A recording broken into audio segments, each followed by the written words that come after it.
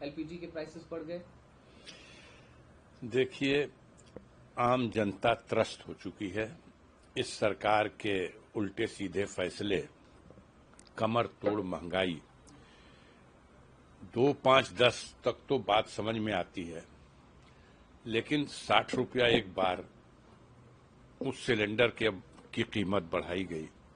जिस सिलेंडर के लिए जब ये लोग आए थे तो कह रहे थे कि भला बताओ, इस देश में 400 रुपए का सिलेंडर है, आज 1200 में सिलेंडर नहीं मिल रहा। अब जनता को मतलब निराश है जनता इनसे, और बहुत ही दुखी है, वक्त का इंतजार कर रही है। अपनी तरफ से भारत की जनता ने तो फैसला दे दिया था, मोदी सरकार अस्वीकार कर दी थी। जिस टीम ने 400 पार का नारा दिया था, उसे शर्म नहीं आती, जनता ने उसे 240 की गिनती पर रोक दिया। आज चंद्रबाबू नायडू और नीतीश कुमार की बैसाखी पर खड़ी ये सरकार इस तरह के फैसले से देश के गरीबों के लिए, आम जनता के लिए बहुत ही मुश्किल खड़ा कर रही है। सिर्फ गैस का नहीं सवाल है, हर चीजें महंगी हो रही। अभी त्योहार होली का गुजर गया। साल भर के इस होली के त्योहार में परंपरा रही है, घर भर के लिए नए वस्त्र बनाए जाते थे। अब जिसने बहुत हिम्मत की है परिवार के मुखिया ने, वो अपने परिवार के बच्चों के लिए भी बहुत मुश्किल से वस्त्र ला पाया या नहीं ला पाया। तो इस कठिन परिस्थिति में देश है कि कहा नहीं जा सकता, और नेतृत्व है कुछ बोलने को तैयार नहीं। हाँ, वेस्ट एशिया में जो क्राइसिस है, में जो युद्ध चल रहा है सर, उसको लेकर के क्रूड ऑयल के प्राइसेस भी लगातार सर्च कर रहे हैं। 2022 के बाद अब तक का सबसे महंगा क्रूड ऑयल हो चुका है। हम लगातार देख रहे हैं सर, रुपया अपने निचले स्तर पर, शेयर मार्केट भी धड़ाम हो गया है सर। अब वही रुपया, वही बात है। जैसे इन लोगों ने गैस सिलेंडर के लिए उपहास उड़ाया था 400 रुपए का जब सिलेंडर था तब, उसी तरह डॉलर के लिए भी इन्होंने उपहास उड़ाया था जब 56 रुपए का डॉलर था, और आज 92 से भी ऊपर गया। तो शर्म नहीं आती।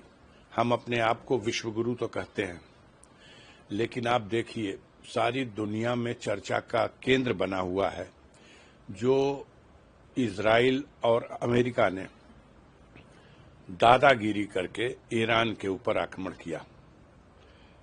उनके धार्मिक नेता, शीर्ष नेता हजरत अली खामनेई साहब को उस हमले में उन्होंने उनके बहुत ही जिम्मेदार लोगों के साथ अपने बम्बार्डमेंट में, कहा जा रहा है कि उन्हें शहीद कर दिया, मार डाला।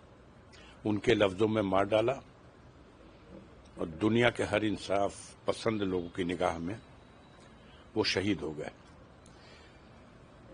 तारीख शाहिद है कि हमेशा अमेरिका ने, जो अपने को सबसे सभ्य देश कहता है, उसने हमेशा सभ्यता की सीमाएं लांघी है। दुनिया में एटम बम का इस्तेमाल करने वाला देश अगर कोई है तो वो यही अमेरिका है। हिरोशिमा, नागासाकी, यही वो देश है जिसने इराक पर लाखों लोगों का कत्लेआम किया। चुनी हुई सरकार और उस बहादुर सद्दाम हुसैन को किस तरह से मुकदमा चलाकर उसे फांसी के फंदे पर लटका दिया। दुनिया ने देखा इन्होंने किस तरह से गृह युद्ध करा करके कर्नल कद्दाफी को उनके ही देश में बगावत करा के मरवा डाला। वही सब चाहते थे ये ईरान में भी। दुनिया ने देखा किस तरह से अफगानिस्तान में इन्होंने इतना खून खराबा किया तालिबान हुकूमत को मिटाने के लिए, लेकिन घुटना टेकना पड़ा इनको एक दिन वहां, और सारे साजो सामान छोड़ करके अपने हजारों वीर शहीदों की लाशों को उसी तरह छोड़ करके भाग गए। वियतनाम में इनका यही हशर हुआ है। हजारों हजार, कहा जाता है कि लगभग 40,000 अमेरिकी सैनिक वियतनाम में मारे गए, तब इन्हें वहां से भागना पड़ा। ये सफल कहीं नहीं होंगे, ये यहां भी सफल नहीं होंगे, ईरान में भी। मैं एक शेर पढ़ दूं इस मौके पे। ये लोग खुशी मना रहे हैं कि इन लोगों ने बहुत बड़ा कारनामा अंजाम दिया है अली खामेनेई साहब को मार करके। मैं कहना चाहता हूं कि